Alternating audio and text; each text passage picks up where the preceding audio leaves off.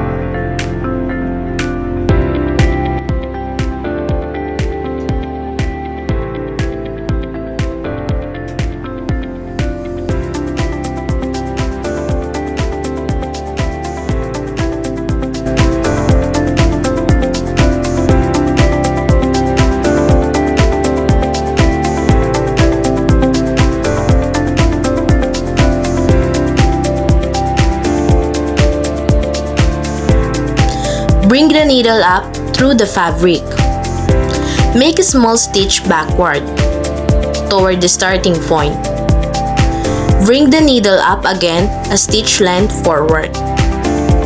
Insert it back into the end of the last stitch. Repeat for a continuous, strong line of stitches.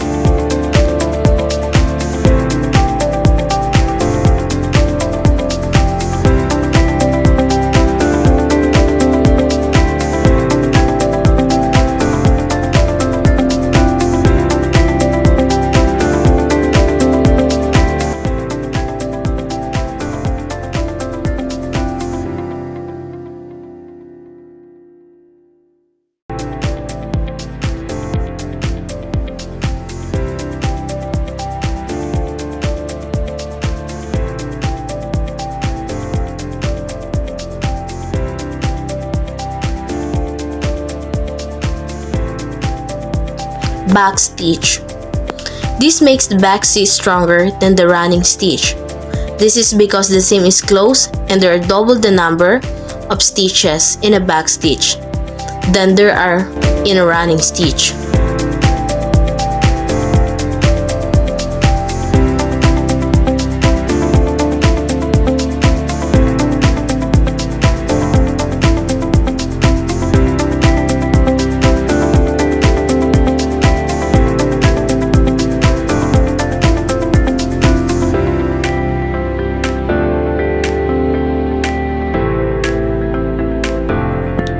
Bring the needle up through the edge of the fabric. Make a loop by holding the thread under your thumb. Insert the needle a short distance away and bring it up near the edge, making sure the thread loop goes under the needle. Pull tight so the loop forms a knot at the edge. Repeat evenly along the edge or around the buttonhole.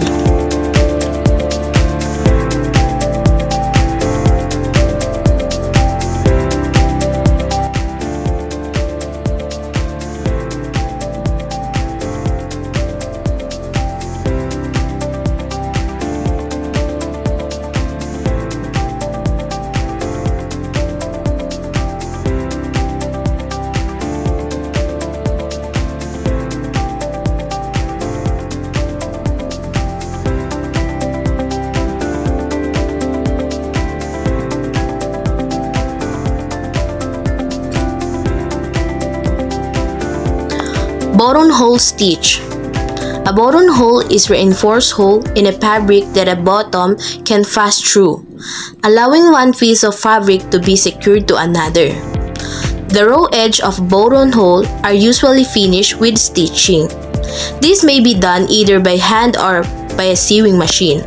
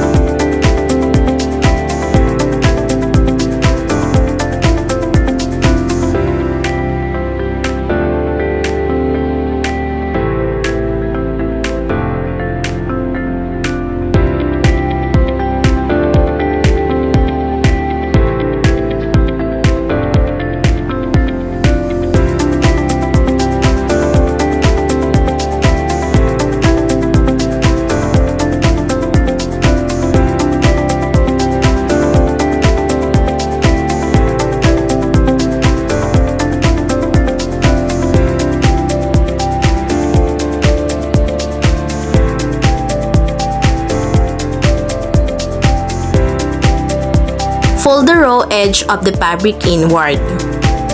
Bring the needle up from inside the fold to hide the knot. Insert the needle directly across in the opposite fold just the under of the edge. Move the needle a short distance about 1/4 inch and bring it up again. Go back to other fold and repeat. When pulled gently, the thread will disappear, closing the seam invisibly.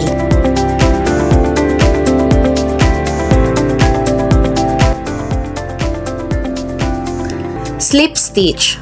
The slip stitch, sometimes referred to a blind stitch or ladder stitch, is a hand sewing method that creates an almost undetectable seam by joining a folded edge of the fabric to another piece of fabric.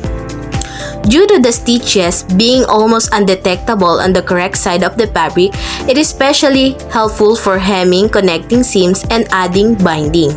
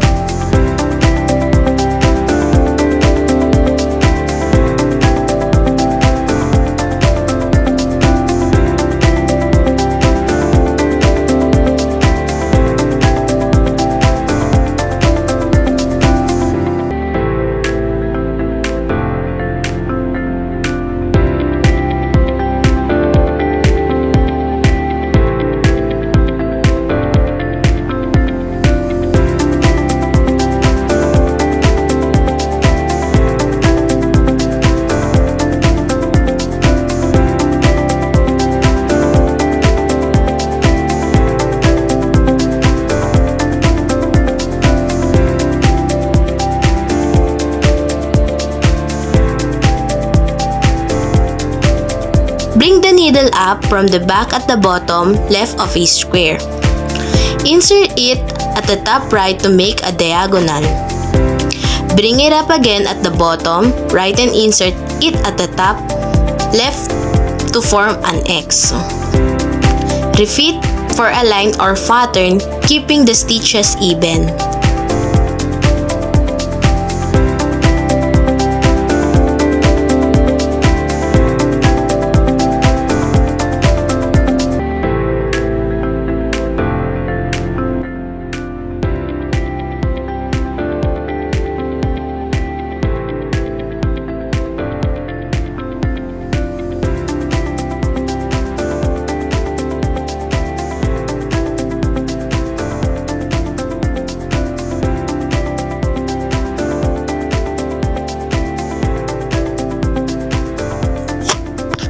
Cross stitch.